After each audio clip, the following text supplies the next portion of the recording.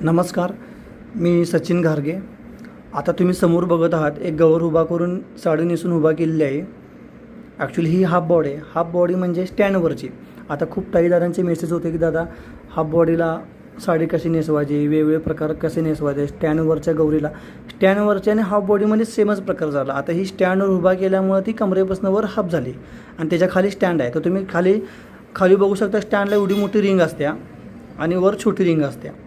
त्यामुळे काय होते, गौरीच्या कंबरेपेक्षा छोटी रिंग असल्यामुळं तिला फिनिशिंग व्यवस्थित येत नाही. ती कंबर त्याची बारीक दिसते आणि खाली त्याची रिंग मोठी असल्यामुळे ते मोठं दिसतं. तुम्हाला जवळून दाखवतो मी. तर बघा, इथं आपलं स्टँड आहे, त्याला खाली एवढी मोठी रिंग असते आणि वर छोटी रिंग असते. त्यामुळे तुम्ही जे फिनिशिंग बघू शकता. आपण जेव्हा हे बघा फिनिशिंग, आता कंबरेपेक्षा एकदम बारीक दिसते आणि खाली मोठं दिसते. आता हे खाली एवढा मोठा त्याला घोळ होते स्टँडची रिंग असल्यामुळं. तर तुम्हाला एकच ऑप्शन असते की साडी हे अशी करायची किंवा ह्याच्या निर्या अशा फसरायच्या. तुम्हाला शेवटी हाच ऑप्शन असतो. तर बघू शकता, स्टँडच्या वर जी हाफ बॉडी आहे म्हणजे त्याला जी फिगर आहे ती खूप छान दिसते आणि खाली बघितलं तर वेगळं दिसते. कमरेपाशी बारीक आणि इथं मोठं दिसते असं.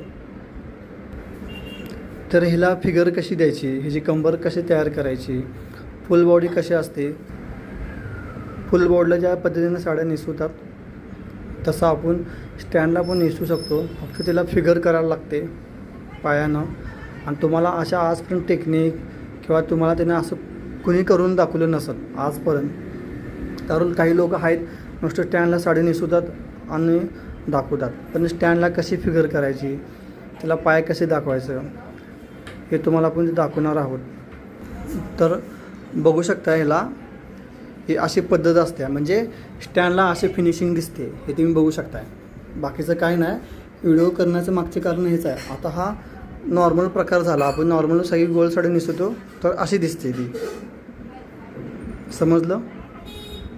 तर नक्कीच तुम्ही यूट्यूबला सबस्क्राईब करा. माझ्या वेशभूषा शृंगालय या नावाने आपलं चॅनल आहे. नमस्कार.